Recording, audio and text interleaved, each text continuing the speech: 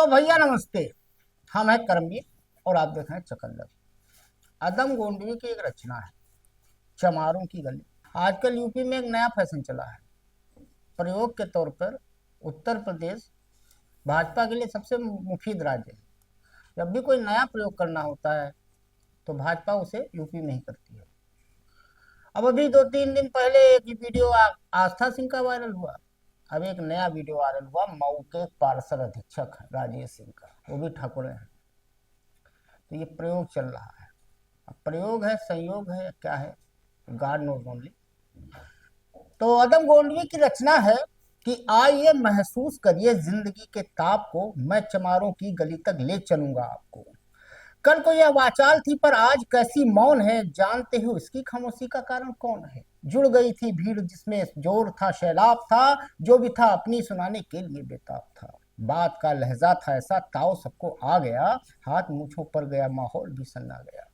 सिर पे टोपी, बेत की लाठी संभाले हाथ में, 1 दर्जन थे सिपाही ठाकुरों के साथ में।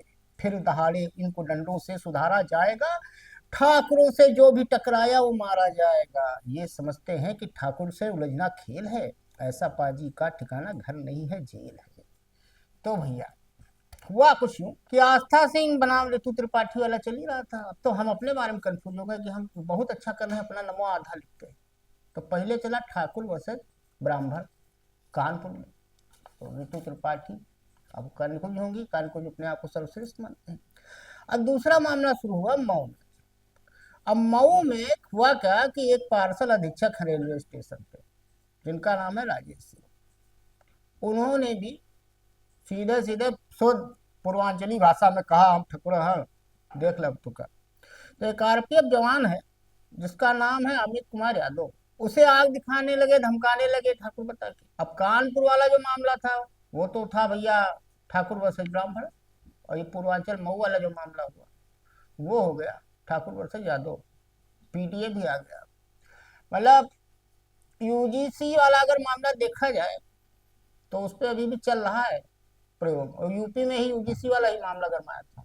इतना मामला और कहीं नहीं गरमाया था यूजीसी का, वो भी ठंडे बस्ते में चला गया। तो खैर भैया कुल मिला के एक मामला और हुआ। आजकल यूपी में ये सब चीजें चल रही हैं। यूपी और उत्तरांचल में कंपटीशन होता है, जात पात इसको सबको लेकर।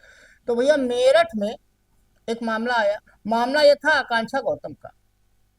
आकांक्षा गौतम एक बैंक में वो भी कर्मचारी है, जैसे कानपुर में आस्था सिंह थी वैसे वो भी बैंक में कर्मचारी है आकांक्षा गौतम। तो हुआ क्या कि वो हिंदू है और 6 साल से अपने बैंक के कर्मी सहयोगी शहबाज राणा से वो 13 फरवरी को 1-2 दिन में उनकी शादी होनी थी।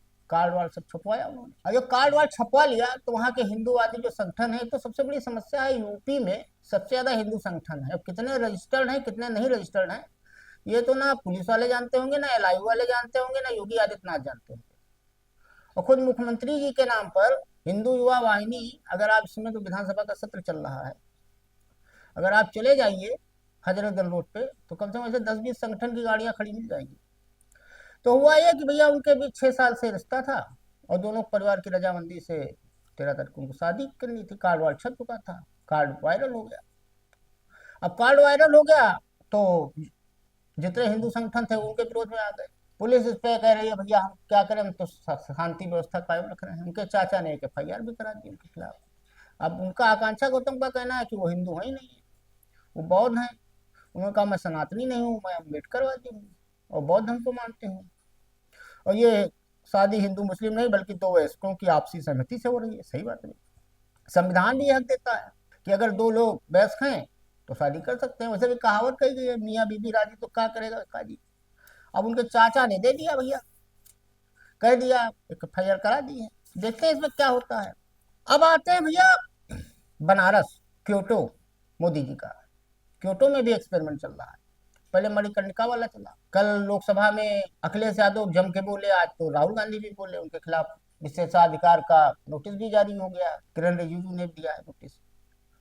43 मिनट 25 सेकंड कल बोले थे अखिलेश यादव, क्योंकि तो सब बोले थे, राम जी पे भी बोले थे, अरुण गोविल को लेकर तो पीछे बैठे हैं।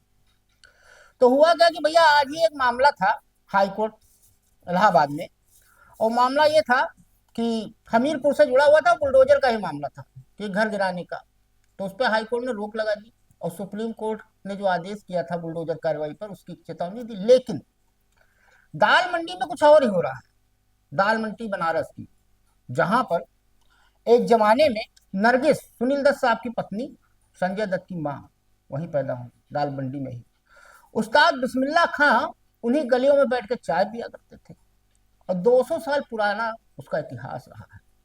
लेकिन अब शासन कह रहा है कि भैया 650 मीटर चौड़ी करनी है सड़क, क्योटो बनना है ना बनारस को, तो बनारस को क्योटो बनाने के लिए तो कुछ ना कुछ तो गिराना ही पड़ेगा, किसी को गिराकर ही तो आगे बढ़ा जाएगा, वैसे तो गिरा उठाया नहीं जा सकता। तो इसको लेकर भैया सड़क के दोनों तरफ 8.5 मीटर पड़ने वाले जितने मकानों को तोड़ा जा रहा है और 181 मकान आ रहे हैं इसमें और 560 जो है दुकानें आ रही हैं।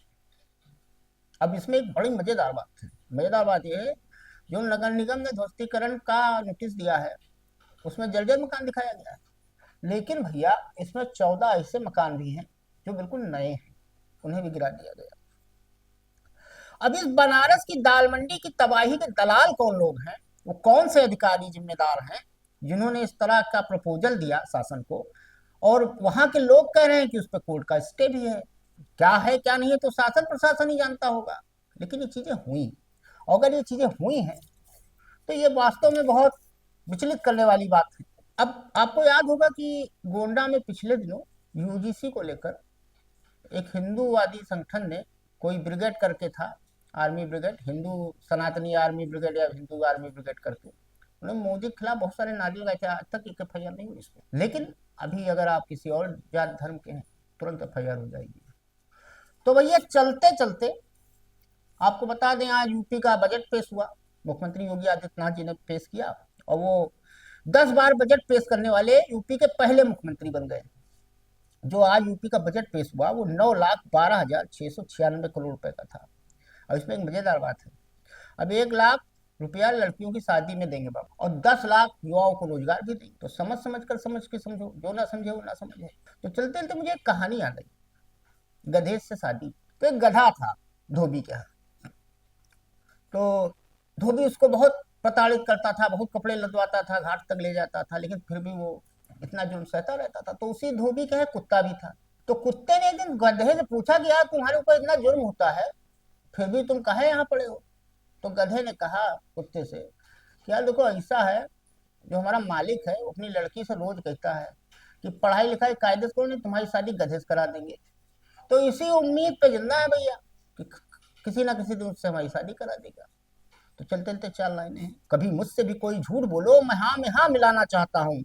अदाकारी बहुत दुख दे रही है, मैं सचमुच मुस्कुराना चाहता हूँ। तो आज के लिए इतना ही, धन्यवाद।